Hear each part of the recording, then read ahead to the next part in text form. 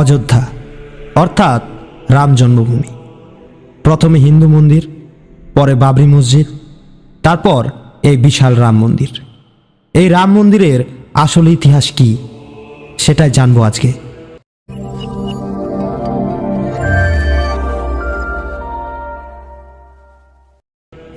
প্রাচীন ভারতীয় মহাকাব্য রামায়ণ অনুযায়ী রাম অযোধ্যায় জন্মগ্রহণ করেছিলেন। বাবর 16 শতাব্দীতে উত্তর ভারত জুড়ে মন্দির আক্রমণের ধারাবাহিকতায় মন্দিরটি আক্রমণ করে এবং ধ্বংস করে। পরবর্তীতে মুঘলরা বাবরি মসজিদ নামে একটি মসজিদ নির্মাণ করেছিল সেই স্থানে। জেসুইট ধর্মপ্রচারক জোসেফ টাইফেনথালার মতে রামকোট মন্দির ধ্বংস করে মসজিদটি তৈরি করা হয়েছিল। বিশ্বাস করা হয় অযোধ্যায় রামের দুর্গ ও বেদি ছিল, যেখানে রামের জন্মস্থান অবস্থিত। 1992 খ্রিস্টাব্দে 6 ডিসেম্বর করসেবক নামে পরিচিত 1,50,000 স্বেচ্ছাসেবক দল ওই স্থানে একটি সমাবেশের আয়োজন করে। সমাবেশটি হিংসাত্মক হয়ে ওঠে এবং মসজিদটি ভেঙে ফেলে।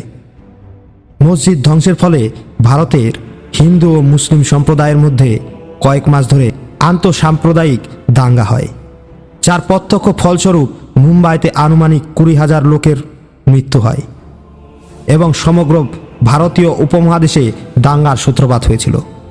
অযোধ্যায় ধ্বংসপ্রাপ্ত বাবরি মসজিদের স্থানে স্থাপিত অস্থায়ী রাম মন্দিরে 2005 খ্রিস্টাব্দের 5 জুলাই 5 জন সন্ত্রাসী হামলা চালায়।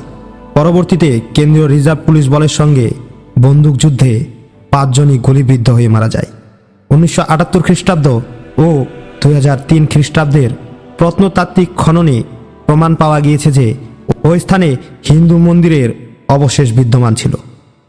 অযোধ্যা বিরোধে 2019 খ্রিস্টাব্দে সুপ্রিম কোর্টের রায়ের পরেই সিদ্ধান্ত নেওয়া হয় যে বিতর্কিত জমিটি রাম মন্দির নির্মাণের জন্য ভারত সরকার দ্বারা গঠিত একটি ট্রাস্টের কাছে হস্তান্তর করা হবে।